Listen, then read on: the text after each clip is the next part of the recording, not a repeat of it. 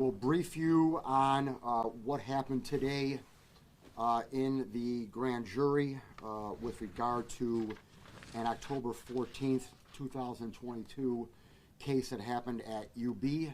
And then I will also at the end give you a brief update on the fire investigation for the unfortunate loss of the firefighter that we had today as well. So let me start with UB. As everyone knows, there was a tragic loss of life that occurred in a University of Buffalo parking lot on October 14th of last year. Let me first establish some ground rules here, and then I'll get into the specific facts of the case. The first ground rules is that I'm not going to use anyone's name here.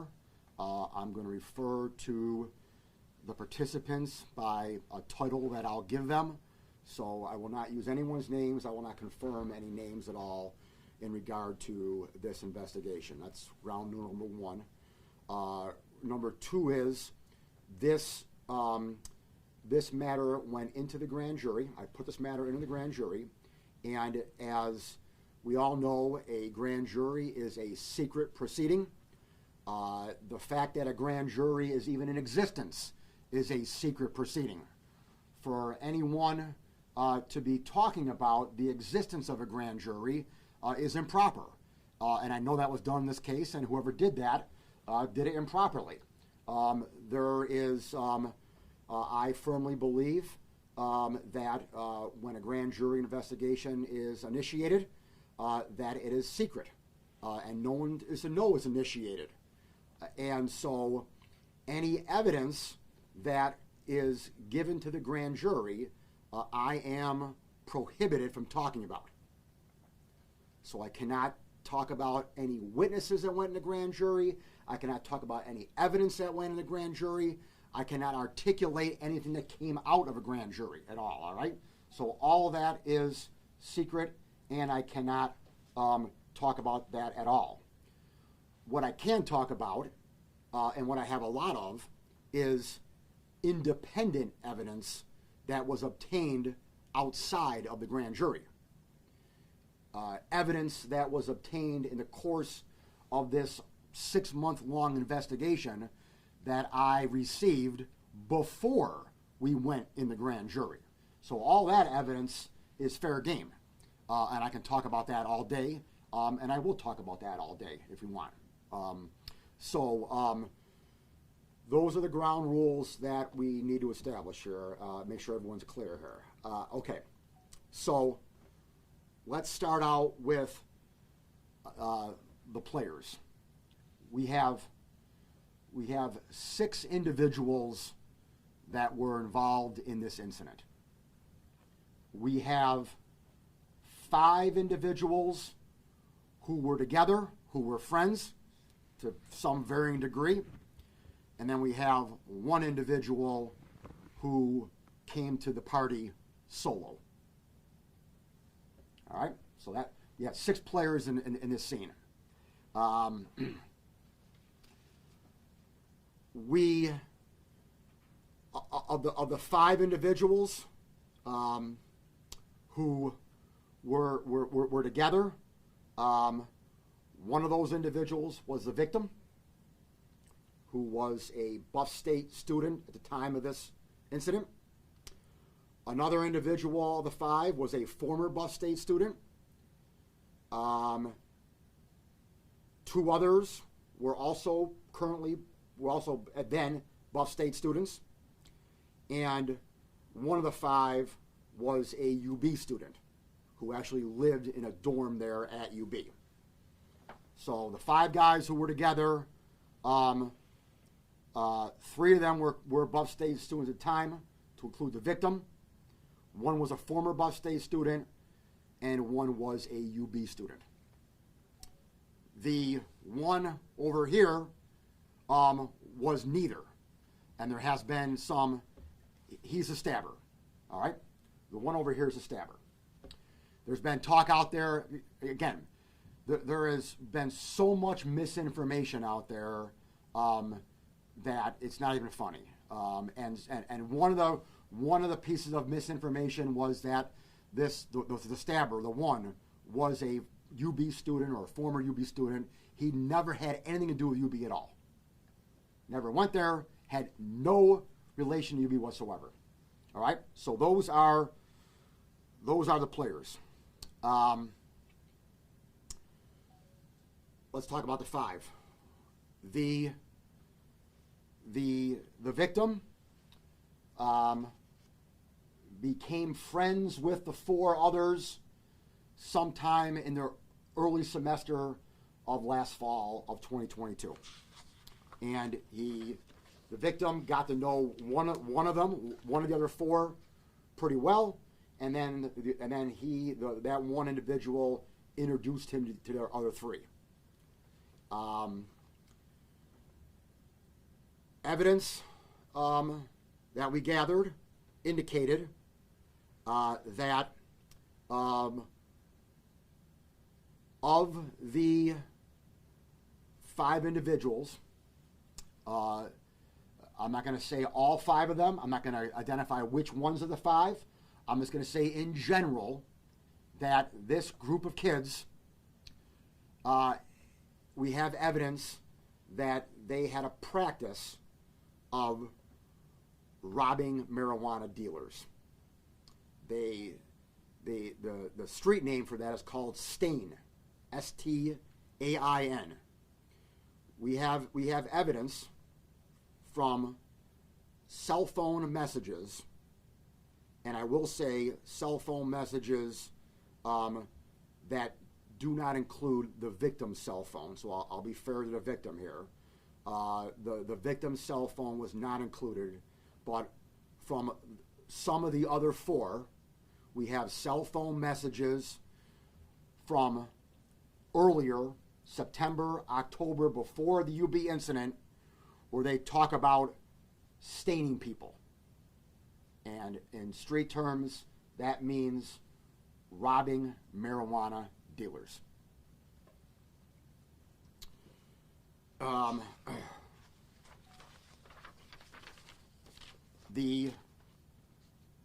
It appears that the victim befriended these individuals, and we have evidence that he wanted to engage in that lifestyle. And I'll leave it at that. We have cell phone records now 5 days before this incident occurred. So on October 19th, we have cell phone records where the victim now is involved in cell phone exchanges with one of the other four, and they're talking about staining. We have cell phone records from 3 days before this incident, again with the victim involved with one of the other four, and they also refer to staining people, staining someone.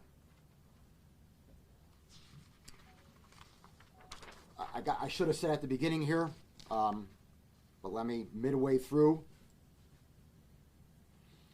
nothing that I say here that I've said previously in the past 5 minutes that I say going forward here, nothing that I say here where I'm trying to harm the victim's reputation, do any harm to the victim's family at all,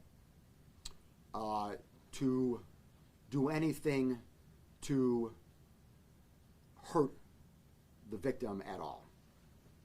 It appears by all accounts that the victim was a fine young man from a good, strong, supportive, loving family. But for those of us who have kids, as we all know, I got 5 of my own. Sometimes kids get involved with other kids who steer them down the wrong path. And it appears that the friends that the victim met along the way at his time at Buff State unfortunately led to the incident on October 14th of last year. On that date, it happened to be one of the 5, not the victims, but one of the other 4. It happened to be one of their birthdays. And they were planning on getting some marijuana and celebrating and partying, celebrating one of the 5 birthday. The plan was that we obtained through, again, independent evidence outside of the grand jury. The plan was to use counterfeit money to buy marijuana off the drug dealer, who happens to be the stabber too, the one over here. That was the plan. As I think a lot of us know by now, and I've articulated numerous times over the course of many press conferences over the years, that the way that you buy marijuana now is through Instagram. That's the way that you buy marijuana now, through Snapchat, through Instagram, through social media. That's how kids buy marijuana now, until we get dispensaries. But for now, we use social media to buy marijuana. Kids do. And so the 5 of them went on social media. One of the 5 used their phone to go on social media to buy marijuana off one over here. And they were going to meet in the UB parking lot on UB campus near the dorms. That was a set-up meeting point for the buy of the marijuana. So we have video evidence from Buff State that the 5 got in one car at Buff State and they drove to UB. And we have video evidence from UB that shows the one car with the one guy by himself come to UB as well. And they then met up at UB. The one car with the 5 guys in it parked in the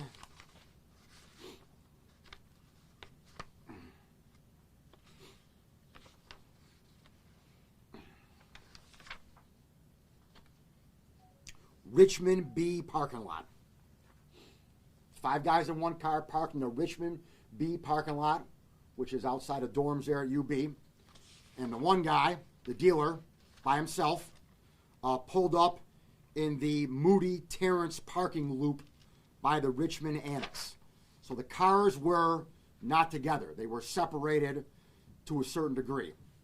I don't have the exact distance. It wasn't that far, but it was not right next to one another. They were separated. The victim takes the cell phone of the one guy who used the cell phone to buy marijuana, because apparently you need the cell phone of the guy who initiated the marijuana buy. You need that cell phone when you go meet up with the dealer in order to exchange information that you're the one I'm waiting for. So the victim took one of the other 4's cell phones, the one guy who set the deal up, along with the other guy's backpack that had the ID of that other guy and a large knife in the backpack, and went and walked over by himself to the dealer's car and got in the car with the dealer. The other 4 guys now are kind of hanging out. Actually, 2 of the 4 guys actually goes in the dorm at UB there to get some food, and the other 2 are just kind of hanging out waiting, and then the 2 get food and come back and join the other 2. So now all 4 of them are together, kind of waiting now for the deal to go down in the car.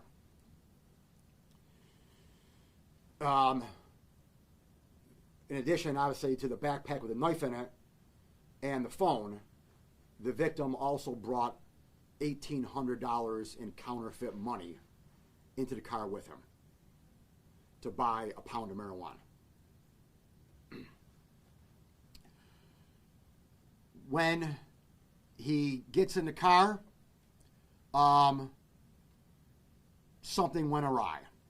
I don't know. We don't know definitively what happened. I can speculate that the dealer recognized it was counterfeit money, but do I definitively know that? I do not.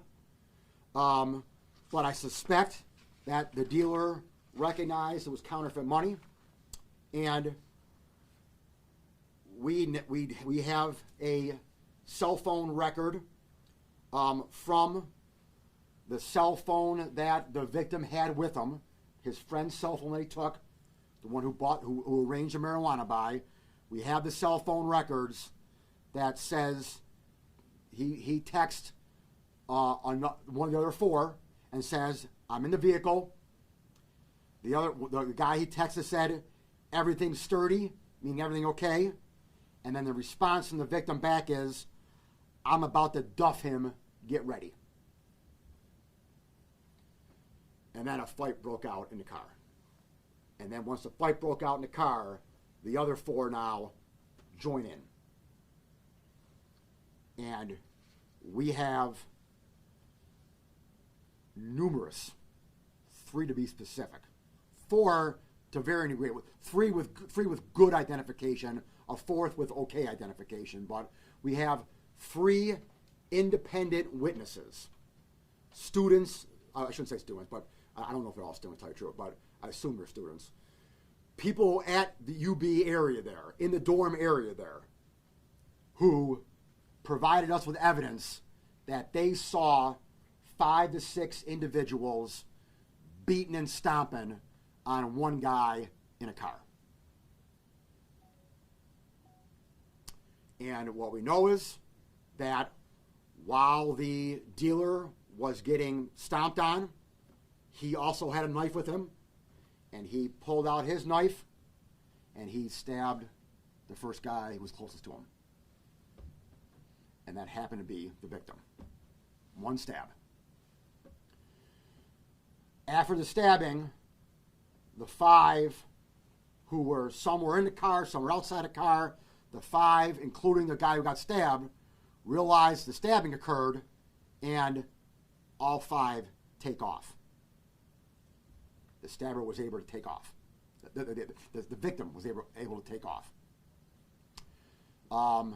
2 guys ran one way, away from the car that was parked in the parking lot, and the victim and 2 other guys ran toward the car they came in the parking lot. When the 3 of them got to the car in the parking lot, the victim collapsed by the car in the parking lot. At this point, another individual, an RA at UB, who did not see what happened beforehand, came upon the scene and said, "What happened?" And the 2 individuals lied to the RA about what happened, and then lied to the RA about they had a warrant out for them and they had to leave, and they took off, leaving their buddy on the ground in the parking lot with the RA, though. And the RA then called 911. And then the 911 came, paramedics came, police came, and then a short while later, the victim died. The dealer/stabber, who I guess is also a victim of getting beat up, initially got in his car, left, and then came back a short while later. The reason why he came back was he was missing his phone. One of the 5 guys stole his phone and ended up destroying his phone. So he left, then he came back to look for his phone, didn't find it, and then left.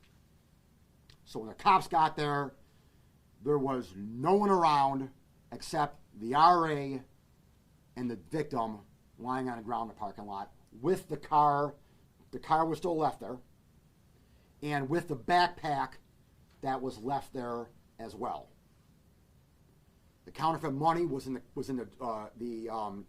was left in the car of the dealer, and he took off in his car with the counterfeit money and presumably the marijuana. We've never recovered the marijuana. We have recovered the counterfeit money. So let me just step back though. So now when the police arrive, okay, that's all. Everyone else is gone.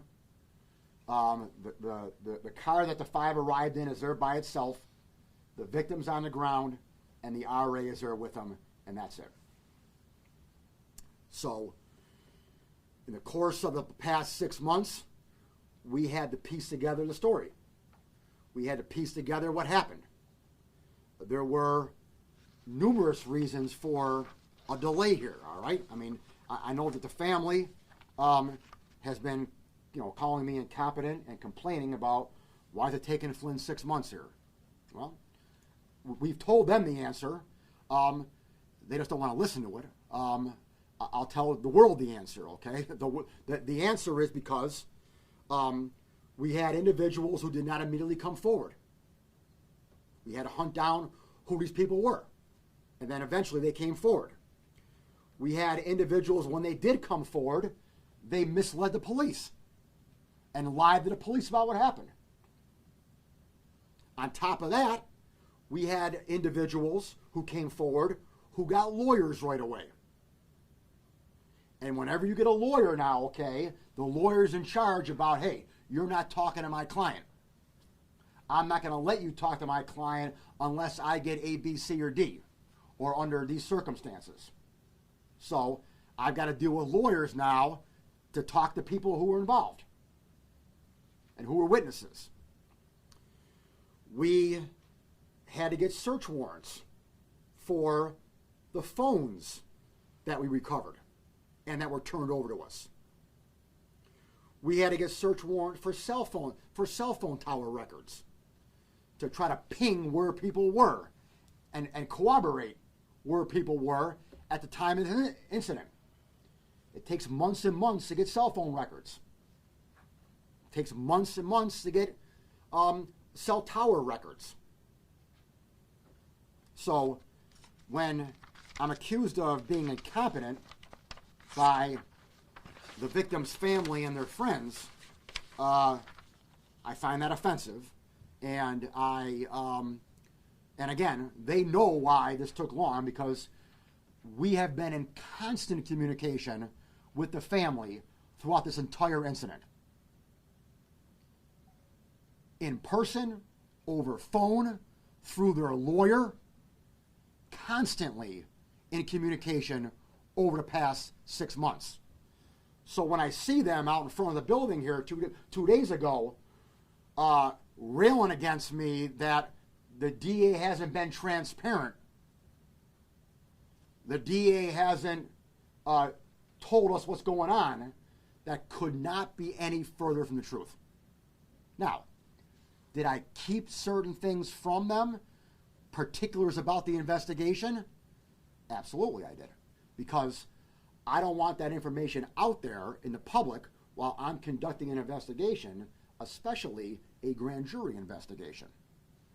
And my instincts were right about not telling them certain pieces of evidence, because I found out last night definitively when the mother of the victim sent an email to my office basically admitting that she had tape recorded all of our conversations that she had with our office. And so my instincts, which are usually right by doing this job for so long, not to get in the weeds with the family, was for a good reason. Because all that information and all that investigative information potentially could have been out there while I'm conducting an investigation, especially a grand jury investigation. So, even though the evidence clearly showed that this was a justifiable stabbing under New York law, I still put the case in the grand jury for not only transparency, but just to show that, you know what, one person, i.e. me, is not going to make this decision solely. I could have. I normally do. There's only been a few cases that I've put in the grand jury that I thought were 50-50. I don't particularly like using the grand jury that way. I know that the grand jury is there for that purpose, but my MO is that I put cases in the grand jury that I know that I have a good faith basis that I can prove beyond a reasonable doubt in a court of law. Clearly, I did not have that in this case right here, but you know what? Out of fairness to the family, out of respect for the family, and out of respect for the fact that they lost their child. And as a father of 5 children, I would be devastated if I lost one of my children. And I feel for them. And because of my feelings for the family, even though they call me a racist, and even though they call me incompetent, and call me every other name in the book, all right, I can get over that. I'm already over it. They're never going to get over the loss of their son. So out of respect for that, I put the case in the grand jury. And the grand jury heard all of the evidence. I suspect in a couple days, the family and their lawyer is going to hold a press conference and say that Flynn sandbagged the grand jury. Flynn didn't put everything in there. He had a predisposition that he admitted here on camera here 2 seconds ago. I had a predisposition. I knew it was not guilty. I knew that that was justifiable. So I took that predisposition that I had and I put that in a grand jury. Not true. Not true at all. I put every piece of evidence in the grand jury that was pertinent. I put enough evidence in the grand jury to give a proper picture about what happened here, and the grand jury no-billed it.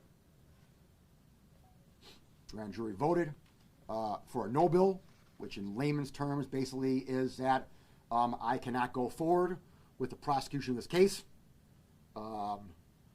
and this matter is closed. I know this is not what the family wants to hear, obviously. I know that they're going to be disappointed, and they're going to continue to call me names, and they're going to continue to say that I didn't do this, I didn't do that. And again, it's just not true. The family asked us to do a Crime Stoppers reward a month or so ago. There was no need. I know what happened. Okay, there's no mystery about what happened here. I know who all the players are. I know who the stabber is. I know all the facts of the case. The only thing in question is whether or not it was a justifiable stabbing. That is the bottom line. And under New York state law, you are allowed to defend yourself with deadly physical force if you are being robbed, which clearly happened here. In addition to the robbery justification that you're allowed to use deadly physical force if you are being robbed, there's also a second prong of justification, a separate one, that says that if you are in imminent danger of your life, i.e. getting beat up and stomped on by 5 individuals, you're also allowed to use deadly physical force. So the stabber here had justification to use deadly physical force on 2 theories. 1, a robbery, being the victim of robbery, and 2, his own safety. That's all that matters in this case. That's the only thing in dispute in this case. Everything else is clear cut. We know who the players are. We know the cars involved. We know the routes taken. We know where it happened. We know where the bodies are at. We know where the evidence is at. Well, not all of it. We don't have the knife. So we never recovered a knife that was used. And we never recovered the marijuana. But aside from that, everything else we have. We know what happened. And so any future comments from anyone about me somehow sandbagging this process couldn't be anything further from the truth. And so again, I know it probably it's not going to mean much to the family at all because they probably don't believe me, they don't like me, but my hearts and prayers are with the family. I'm saddened by their loss. That's why I put the case in a grand jury in the first place. That's why I took this seriously. That's another accusation. I didn't take it seriously. It's not true. I took it seriously from day one. Take it seriously right now. Take every death seriously. And so to accuse me of not taking it seriously or to doing anything to just couldn't be anything further from the truth. I know that there is some talk out there. Evidence did show that after this incident, the stabber went home and cleaned his car. That's true. Evidence shows he did do that. He didn't do a very good job of that because at some point he turned the car over to us, and there was still blood in the car, but the only blood in the car was his. The stabber was bloodied. The independent witnesses who saw the beating said that there were 4 to 6 individuals beating up a guy, and the guy was all bloodied. His face is all bloodied. So the only blood in the car was from the stabber, which makes sense because the victim is not going to bleed out that quick in the car. With a one stab wound, and the victim had clothing on and a jacket on, all right? That clothing and jacket's going to soak up that blood for a while. So his blood is not going to be there right away. And after the stabbing, they got out of the car pretty quick and ran back to their car in the parking lot. And by that time, when he fell by his own car there, not literally his car, the car he came in the parking lot, his clothing was all saturated with blood, and there was blood on the ground. So by then, the blood had time to ooze out and come out of the clothing. So it makes sense that his blood is not in the car. Again, if you hit an artery and it starts spurting out, that's one thing, but that didn't happen here. The only blood in the car was the stabbers from getting beat up in the car. And so, he did turn the car over to law enforcement. We did test it, and again, that was the only blood. So, the fact that the stabber took his car home and cleaned it out is irrelevant. I mean, it doesn't. We know who did it. We know he did it. We know he stabbed the victim. That's not a question here. His actions afterward of cleaning it up, that somehow shows some kind of mindset where I had to cover a crime up, okay? Yeah, all right, I get it. He's probably thinking to himself, yeah, I just stabbed someone. I'm going to clean the car out, okay? But, he didn't obviously know the law and know that, his actions were justified. He wasn't thinking through that probably. He just probably thought, I got to clean my car out. But like I said, he didn't do a very good job of it because when he turned the car over to us, there was still blood in the car. And again, you can't clean out blood, really. I mean, in order to clean out blood in a car, you need like a professional to come in there and clean out blood in a car, all right? You're not, some kid is not using Fantastic to get blood out of a car. It's not how it works. So it doesn't really, the fact that he took his car home and cleaned it out is irrelevant. There was also some conspiracy theory out there that the family or one of the friends was saying about how there was a prior incident there at UB, and they left with the victim, and then they brought the victim back there and stabbed the victim back there. nonsense. Not true at all. We know what happened. We know when the cars got to UB. We know when they left Buff State. We know everything. So any type of conspiracy theories about some prior incident is just totally not true at all. We even asked the family members, and we never do this. This is how transparent we were and how communicative we were with the family. We asked the family, is there anyone you want us to bring in the grand jury? I've never done that, I don't think. I can't remember ever doing that hardly, all right? We asked the family, is there anyone you want me to bring in the grand jury for you? They gave us 2 names. We didn't use either one of them, but they gave us 2 that we, the girlfriend of the victim, who, again, is out there on the front step a couple of days ago, calling me a racist and calling me incompetent. But the girlfriend, just so you know, we have text messages from the girlfriend to the victim, like 2 months prior to this happening, where the girlfriend's telling the victim, you better be careful about hanging out with these guys. You better watch out who you're hanging out with here. The girlfriend could have told the parents that of the victim months ago. I don't think she did. So the girlfriend, if she really wanted to be cooperative here, could have told the family really what was going on here. But it appears she chose not to. I say appears, I don't definitively know that.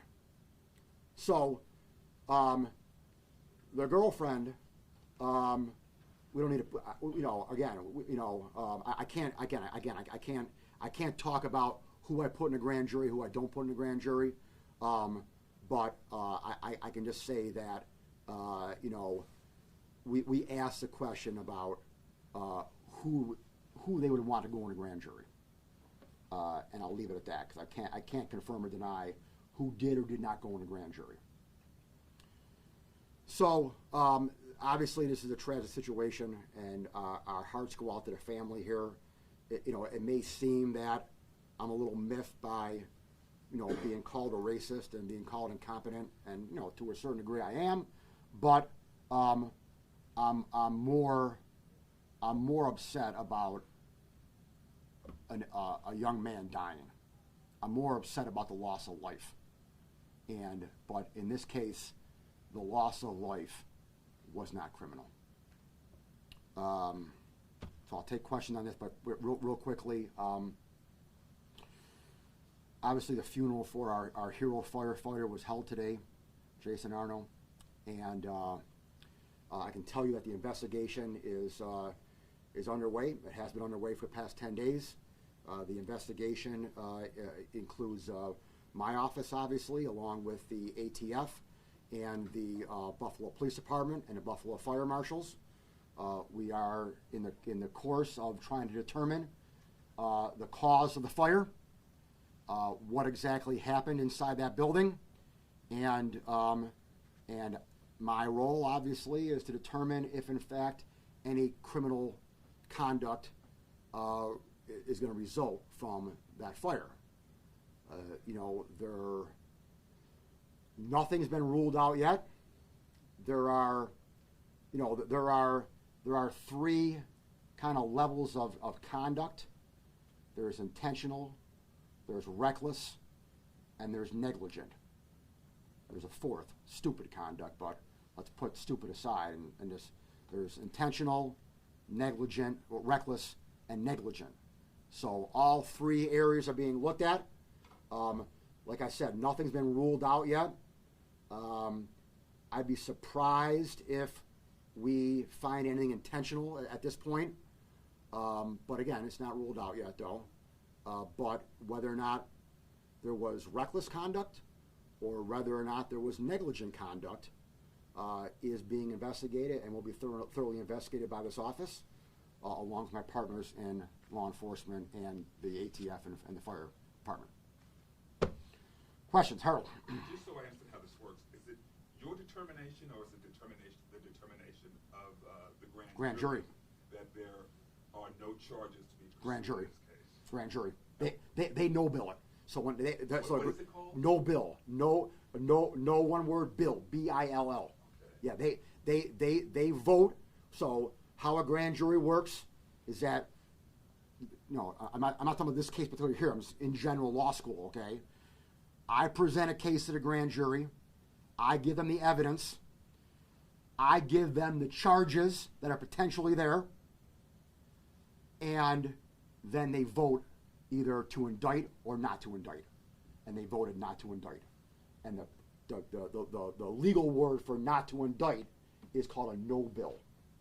So it's them. A group of Erie County residents, citizens, voted on this, not me. I don't know if you can answer this, but were they allowed to consider whether others involved in this situation had some kind of culpability? Well, did they look at that? Here's how I can answer that question.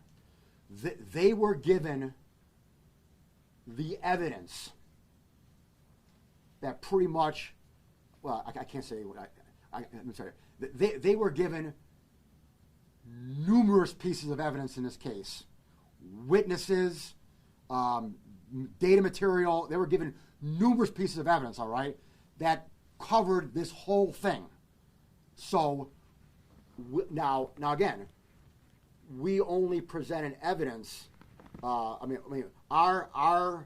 focus was on whether or not this stabber was being charged with a crime or not. Okay, when it comes to others, all right, technically no. Okay, but I'm not charging anyone else, or I'm not investigating anyone else. Okay. Let's just talk about that for a minute. So, who are the potential others? All right. Well, in addition to the stabbing, there's also potential attempted sale of marijuana. All right. Now, it appears by the evidence that the sale never took place. All right. But there's an attempted marijuana sale there. Okay. However, in order to prosecute an attempted marijuana sale, I need the marijuana. I don't have the marijuana. Okay, so I can't, that's out the window. So the stabbing was no billed, okay? The marijuana sale, I can't do anything about it because I don't have marijuana, all right? So now let's look at the other four now, okay? Of the five, one's dead, unfortunately, all right? The other four, there's potentially an assault and an attempted robbery, okay?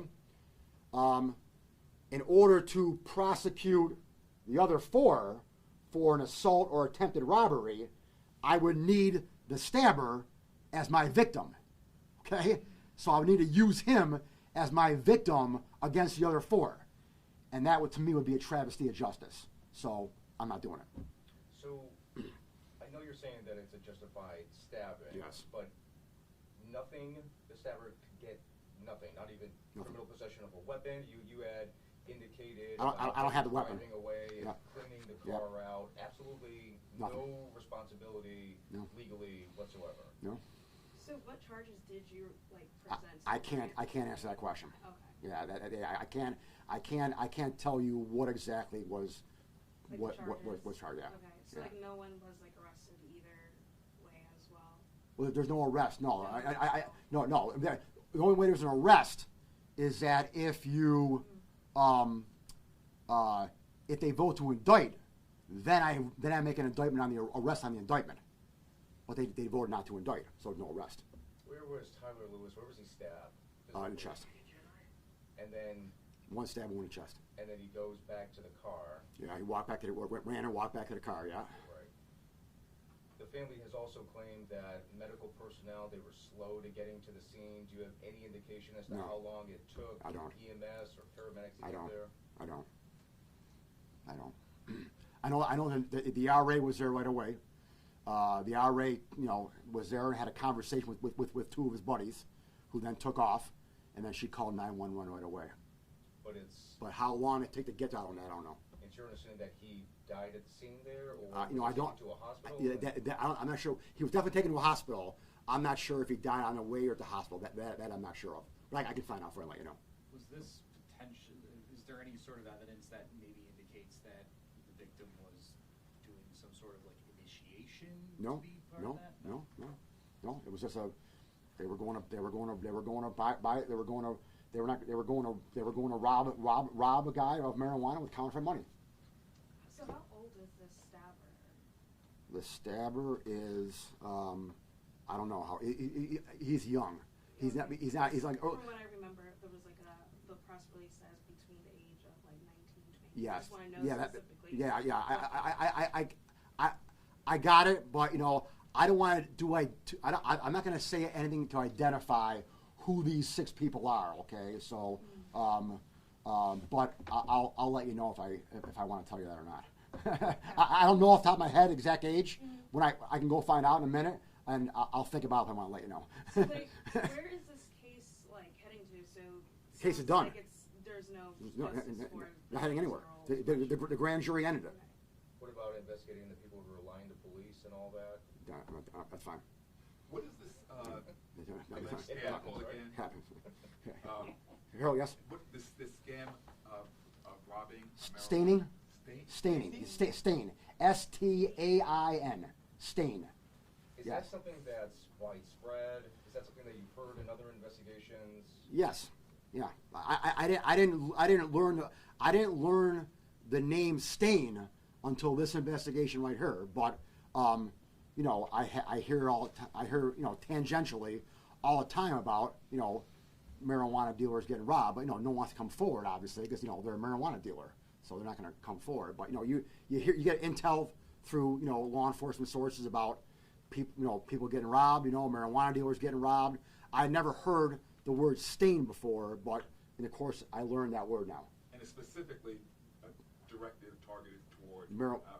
Yeah. It's not other kind of illicit drug. It may be, but it may be, Harold. It may have different connotation with different people, but with this group right here, the evidence that we gathered, it was just focused on marijuana dealers, and the tangential information that we learned was it's a phrase used for marijuana dealers. Now, do some kids in Philly use it for other dealers? Maybe, I don't know that, but I mean, it definitely is used for marijuana dealers in this crowd that I've investigated here.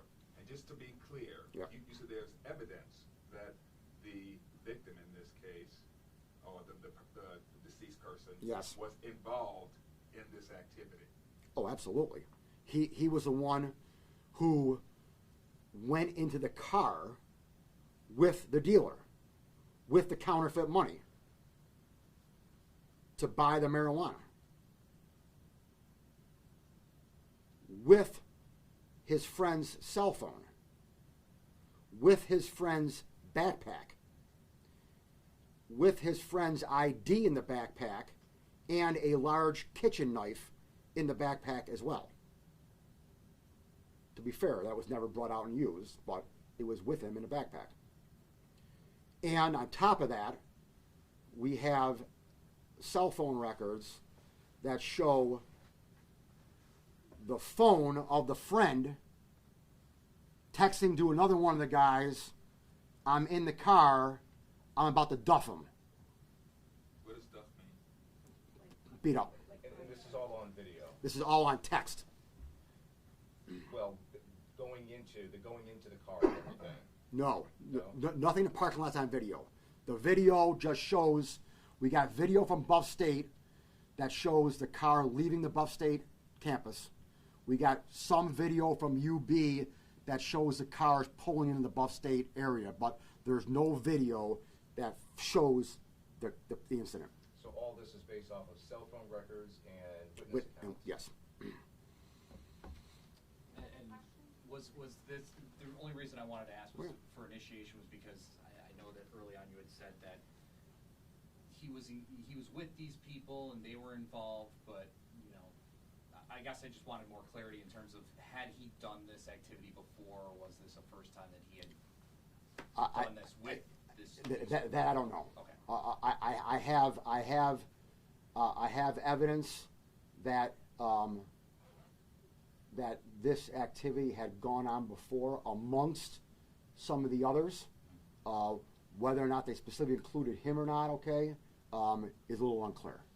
I guess, like, what do you have to say to Tyler's mom? Because, like, Tyler was, like, her only son. Yeah, I mean, is just kind of like he was a freshman from Buffalo State University, majoring in business administration, and he just, you know, It's awful. his future is It's awful. gone. It's awful. So, It's awful. It's awful that. especially with this case being closed, so Yeah, I can it's- imagine like how she's feeling. I can't imagine. I cannot imagine. I cannot even. I'm not even gonna fake imagining how she feels. 'Cause I can never imagine how she feels. I'm gonna leave here tonight and go home. Well, none of my kids are home, but I mean, I can grab my phone in my office and FaceTime all 5 of my kids right now when I leave here. She can't do that. And so I cannot possibly imagine how she feels. She feels awful. But I operate under the parameters of the law, okay? And I presented this case to the citizens of Erie County. The grand jury is 20 to 25 people, okay? Typically a grand jury. I can't tell you this one here exactly, okay? But a typical grand jury is 20 to 25 people. And we present the evidence to those 25 people. And they vote on the evidence. And they voted that a crime did not occur. How about a question just about the timing of everything? I Yep. know that the grand jury recently just made its decision, but on Yeah. the day in which Jason Arno's funeral was held, It's why coincidence. Yeah. and why make this such an important announcement on this day? Because it was a coincidence the grand jury got done today. So the grand juries happen to vote on it today. Whenever grand jury's done, it's done. Okay, so I can't like hold that back. They vote on it today, and if I delay talking about what happened in the grand jury, then I'm going to be accused of trying to hide something. So it's just a coincidence that the grand jury got done today, and so I'm not going to hide anything. I'm going to tell you what happened in the grand jury. Okay. Good to go. Good job. Good to go.